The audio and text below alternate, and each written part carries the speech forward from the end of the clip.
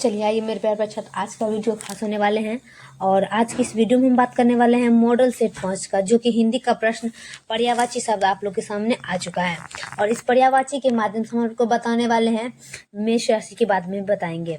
और इस वीडियो में जो आप लोग को प्रश्न बताया जाएगा वो आप लोग का आ जाएगा टोटल 27 प्रश्न, जो आप सभी बच्चों के एग्जाम हॉल में ये प्रश्न पूछा जाएगा। देखिए, आप लोग को यहाँ पर पर्यायवाची शब्द पूछा जाएगा, एक के बदले अनेक भी पूछा जाएगा, मुहावरा पूछा जाएगा, उसके बाद क्या कहते हैं निबंध पर प्रकाशित हुए भी पूछा जाएगा। तो चलिए मेरे प्यारे साथ इस वीडियो को हम स्टार्ट करते हैं। और इस वीडियो को जितना हो सके उतना सभी छात्र एवं छात्राएं के पास शेयर जरूर करिएगा, ताकि ये वीडियो सभी छात्र छात्राएं के पास पहुंचे। चलिए मेरे प्यारे साथ इस वीडियो को हम स्टार्ट करते हैं। चलिए प्रश्न में क्या कह रहा है देख लेते हैं एक बार। चलिए कह रहा है कि अमृत का पर्यायवाची क्या होता है। सभी छात्र को पता होगा कि अमृत का पर्यायवाची क्या होता है। तो अमृत का पर्यायवाची होता है सुधा। क्या होता है? सुधा। याद रखेंगे, अमृत का पर्यायवाची क्या होता है? सुधा। इसका आंसर आ जाएगा आपका ऑप्शन नंबर ए में। नेक्स्ट की बात करते हैं। तो नेक्स्ट आपका आता है आश्रय का पर्यायवाची। प्रश्न कर रहा है कि आश्रय का पर्यायवाची क्या होता है। लगाएंगे फटाफट से टिक कि आश्रय का पर्यायवाची क्या होता है। तो आश्रय का पर्यायवाची हो जाता है आपका, आश्रय का पर्यायवाची आपके सामने आ जाएगा तुरंग। क्या आ जाएगा? तुरंग। याद रखें कि आश्रय का पर्यायवाची हो जाएगा आपका तुरंग। ऑप्शन नंबर सी लगाएंगे। नेक्स्ट आपके सामने आता है 3 नंबर में कि वन में चरने वाले। याद रखेंगे कि वन में क्या चरता है। तो याद रखें मेरे प्यारे साथ कि वन में चरने वाले को क्या कहा जाता है? वनचर। क्या कहता है? वनचर। याद रखें, वन में चरने वाले को क्या कहा जाता है? वनचर। ऑप्शन नंबर सी लगाएंगे हम, वनचर।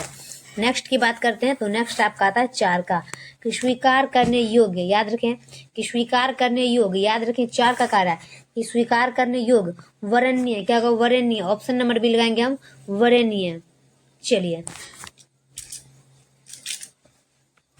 अगला देख लेते हैं। अगला क्या कह रहा है 5 नंबर में कि अर्धनारीश्वर। याद रखें कि अर्धनारीश्वर निबंध कब प्रकाशित हुआ था। प्रश्न कर रहा है कि अर्धनारीश्वर निबंध कब प्रकाशित हुआ था। 1952 में। क्या कह रहा है प्रश्न कि अर्धनारीश्वर निबंध कब प्रकाशित हुआ था? 1952 में। ऑप्शन नंबर डी लगाएंगे हम, 1952 में। चलिए अगला का बात करते हैं। अगला आपका आता है 6 का। नौरवा दास किस धारा के कवि थे। याद रखेंगे कि नौरवा दास किस धारा के कवि थे। सभी मेरे प्यार साथ देखिएगा 6 का। नौरवा दास किस धारा के कवि थे?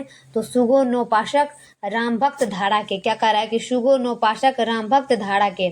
ऑप्शन नंबर ए लगाएंगे कि नौरवा दास किस धारा के कवि थे। तो सुगो नौपाशक राम भक्त धारा के। Option number A.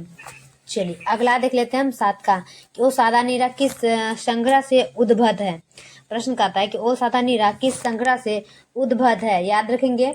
और 7 का बचेगा बोलते क्षण से। क्या होगा कि कौन सा जो है ना क्या कहते हैं ओ सादा नीरा किस संग्रह से उद्भव है। तो वो आपका जगह बोलते क्षण। Option number A. चलिए 8 का देखेंगे कि जानकी मंगल किन की रचना है। याद रखें, ये सब प्रश्न पूछेगा कि जानकी मंगल किन की रचना है। तो 8 का आपका आ जाएगा तुलसीदास की। प्रश्न कहता है कि जानकी मंगल किन की रचना है। तुलसीदास की। ऑप्शन नंबर डी लगाएंगे हम, तुलसीदास। चलिए अगला देख लेते हैं 9 का कि भक्तमाल किसकी रचना है। क्या कह रहा है कि भक्तमाल किसकी रचना है। 9 का आपका आ जाएगा नाभादास का। प्रश्न कहता है कि भक्तमाल किसकी रचना है। तो नाभादास का। ऑप्शन नंबर ए लगाएंगे हम, नाभादास। चलिए नेक्स्ट की बात करते हैं। तो नेक्स्ट आपका आता है 10 का अर्धनारीश्वर। प्रश्न कर रहा है अर्धनारीश्वर किस विद्या से संबंध रखती है। प्रश्न कहता है कि अर्धनारीश्वर किस विद्या से संबंध रखती है। 10 का आपका आंसर आ जाएगा कहानी से। क्या कह रहा है कि अर्धनारीश्वर किस विद्या से संबंध रखती है। कहानी से। ऑप्शन नंबर सी लगाएंगे हम, कहानी से। चलिए अगला का बात करते हैं। अगला आपका आता है 11 का। नाभादास किसके समकालीन थे। याद रखें कि नाभादास किसके समकालीन थे। 11 का देखेंगे कि नाभादास किसके समकालीन थे। तो वो आपका जगह तुलसीदास। प्रश्न कहता है कि नाभादास किसके समकालीन थे। तुलसीदास का। ऑप्शन नंबर बी लगाएंगे हम, तुलसीदास। चलिए अगला देखते हैं हम 12 का। गीतावली किन की रचना है। याद रखेंगे गीतावली किन की रचना है। 12 का। तो गीतावली किन की रचना है। तुलसीदास की। प्रश्न कहता है कि गीतावली किन की रचना है। तुलसीदास की। ऑप्शन नंबर डी लगाएंगे हम, तुलसीदास। चलिए अगला देख लेंगे हम 13 का। भूषण किस काल के कवि हैं। याद रखेंगे कि भूषण किस काल के कवि हैं। 13 का देखेंगे और 13 का आपका आंसर हो जाएगा रीतिकाल। प्रश्न कर रहा है कि भूषण किस काल के कवि हैं। वो आपका जगह रीतिकाल। ऑप्शन नंबर डी लगाएंगे हम, रीतिकाल। चलिए अगला देख लेंगे हम 4 का कि रामधारी सिंह दिनकर को किस कृति पर साहित्य अकादमी पुरस्कार मिला था। कि रामधारी सिंह दिनकर को किस कृति पर साहित्य अकादमी पुरस्कार मिला था। ये हो जाएगा संस्कृति के 4 अध्याय पर। प्रश्न कहता है कि रामधारी सिंह दिनकर को किस कृति पर साहित्य अकादमी पुरस्कार मिला था। तो संस्कृत के 4 अध्याय पर, ऑप्शन नंबर सी। चलिए अगला देख लेंगे हम 15 का कि शिवाजी की तुलना भूषण ने किससे की है। शिवाजी की तुलना भूषण ने किससे की है, याद रखेंगे शिवाजी की तुलना भूषण ने किससे की है। तो 15 का आपको हो जाएगा उपयुक्त सभी में इंद्र, श्रीराम, परशुराम। इसका आंसर आ जाएगा ऑप्शन नंबर डी। चलिए अगला देख लेंगे हम 16 का कि आरंभ से अंत तक के लिए एक शब्द क्या होगा। याद रखें कि आरंभ से अंत तक के लिए एक शब्द क्या होगा, आद्योपांत। क्या होगा, आद्योपांत। प्रश्न कहता है कि आरंभ से अंत तक के लिए एक शब्द क्या होगा, आद्योपांत। Option number C. चलिए अगला देखेंगे हम 17 का कि जेब का लिंग निर्णय करें। जेब का लिंग निर्णय करें 17 का देखेंगे और 17 का आपका आंसर आ जाएगा स्त्रीलिंग। प्रश्न कहता है कि जेब का लिंग निर्णय करें स्त्रीलिंग। ऑप्शन नंबर बी लगाएंगे हम, स्त्रीलिंग। चलिए अगला देखेंगे हम 18 का गंगर में सागर भरना का अर्थ क्या होगा। प्रश्न कर रहा है कि गंगर में सागर भरना का अर्थ क्या होता है। 18 का देखेंगे और 18 का लगाएंगे थोड़े शब्दों में बहुत कुछ कहना। प्रश्न कर रहा है कि गंगर में सागर भरने का अर्थ क्या होता है, थोड़े शब्दों में बहुत कुछ कहना। याद रखेंगे ये प्रश्न पूछेगा, ऑप्शन नंबर बी। चलिए 19 का देख लेते हैं। 19 में कह रहा है कि घी के दीपक जलाना मुहावरे का अर्थ। याद रखें घी के दीपक जलाना मुहावरे का अर्थ होता है खुशियां मनाना। क्या होगा कि घी का दीपक जलाने का अर्थ होता है खुशियां मनाना। Option number C. चलिए 20 का मदन सलाका किस पर्यायवाची है। मदन सलाका किस पर्यायवाची है, याद रखेंगे कोयल। कोयल का पर्यायवाची आपका आ जाएगा मदन सलाका। ऑप्शन नंबर सी।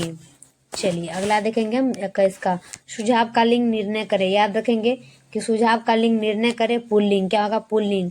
प्रश्न कहता है कि सुझाव का लिंग निर्णय करे पुल्लिंग। Option number A. चलिए अगला देख लेंगे हम 22 का कि बादल का तत्सम शब्द क्या होगा। प्रश्न कहता है कि बादल का तत्सम शब्द क्या होगा। 22 का आंसर लगाएंगे घन। क्या होगा, घन।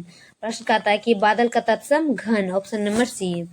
चलिए अगला आपके सामने आ रहा है 23 का कि किरण का पर्यायवाची शब्द क्या होगा। किरण का 23 का देखेंगे तो ये सभी हो जाएगा रश्मि, मयूष, मरीचि। तो किरण का पर्यायवाची आपके सामने आ जाएगा, ऑप्शन नंबर डी। चलिए 24 नेवला का तत्सम शब्द क्या होगा। याद रखेंगे नेवला का तत्सम। तो नेवला का तत्सम नकुल। क्या होगा, नकुल। याद रखेंगे नेवला का तत्सम हो जाएगा नकुल। Option number B. चलिए अगला देख लेंगे हम 25 का पत्र का तद्भव रूप क्या है। पत्र का याद रखेंगे कि पत्र का तद्भव हो जाएगा पत्ता। क्या होगा, पत्ता। पत्र का तद्भव पत्ता। Option number D. चलिए अगला देख लेते हैं हम 26 का कि चिकना घड़ा होना मुहावरे किस अर्थ में प्रयोग किया जाता है। प्रश्न कर रहा है कि चिकना घड़ा होना मुहावरे किस अर्थ में प्रयोग किया जाता है। तो 26 का आप जगह किसी बात का प्रभाव ना हो। प्रश्न कहता है कि चिकना घड़ा होना मुहावरे किस अर्थ में प्रयोग किया जाता है, किसी बात का प्रभाव ना हो। Option number C. चलिए अगला देख लेंगे। अगला आपका आता है लास्ट में 27 में निर्गुण का संधि विच्छेद क्या होगा। निर्गुण का संधि विच्छेद हो जाएगा नि प्लस गुण। क्या होगा, निर्गुण। नि प्लस गुण का संधि विच्छेद हो जाएगा निर्गुण। Option number A. प्यार प्यार छात्र ये वीडियो कैसा लगता है आप लोग जरूर हमें कमेंट में बताएं और इस वीडियो को शेयर जरूर करिएगा ताकि आप लोग को एग्जाम हॉल में ये प्रश्न पूछे आप लोग अपना दिमाग लगा करके प्रश्न का आंसर जरूर दे दीजिए। तब तक के लिए हम नेक्स्ट वीडियो में मिलते हैं। ऐसे वीडियो पाने के लिए चैनल को सब्सक्राइब एंड बेल आइकन जरूर दबा दीजिएगा। जय हिंद, जय भारत।